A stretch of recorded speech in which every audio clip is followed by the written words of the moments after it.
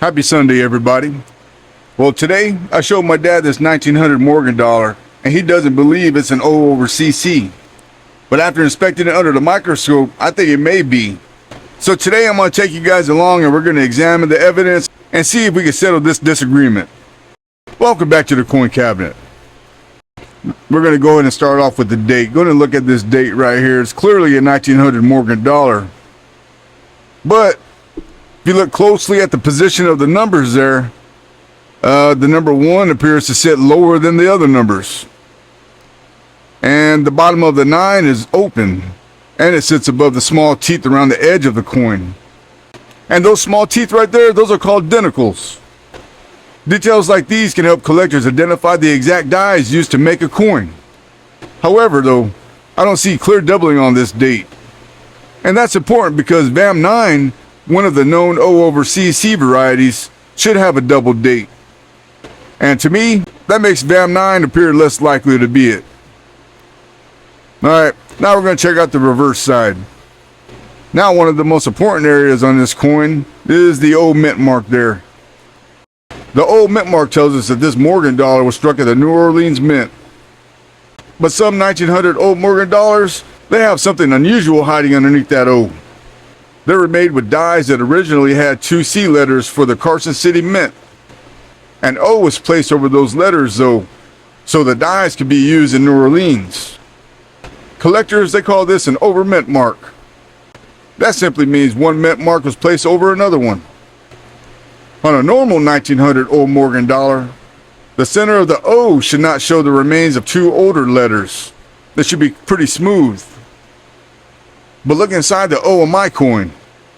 I can see unusual raised pieces right there on the left side and some on the right. And when I turn the coin and change the lighting a little bit, those pieces remain in the same positions. And to me, they're not just glare from the microscope. And this is one of the main reasons why I believe this could be the O over CC. But my dad, though, he didn't see those 2 C letters. We also need to remember that we're not looking for 2 complete letters. The O covered most of the original CC. Only small curved pieces may remain visible. Alright, the next step was identifying its exact VAM. And VAM is a system collectors use to identify different dies that made Morgan and Peace dollars. I checked Liberty's cap for a thin raised line. And I also checked the space between the eagle's neck and the wing for raised die lines. Those markers could also help confirm VAM11. However, though, I can't find a clear match. This coin has circulated for many years, and those raised thin lines may have been flattened by wear and tear. If the correct lines were still visible, this could help me definitely confirm the VAM. But when lines are missing on a worn coin, they can't completely rule it out. At the same time, I cannot use missing lines as proof either. And that's why we must be kind of careful when working with coins like this. Alright now, I also checked the coin's weight because alternate counterfeit coins do exist, guys. A new Morgan dollar should weigh approximately 26.73 grams.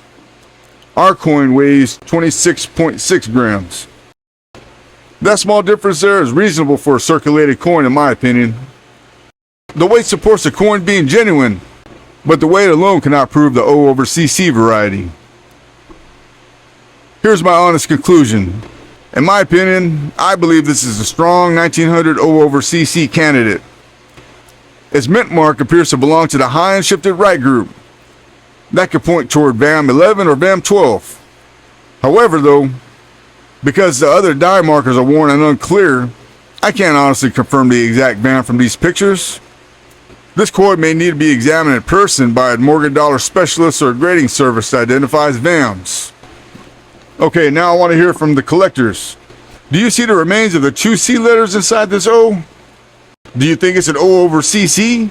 Or do you agree with my dad? Well, we're still learning, guys, so respectful opinions are always welcome. We love learning, and we love sharing what we learn. Thanks for watching the Coin Cabinet, and we'll see you in the next one.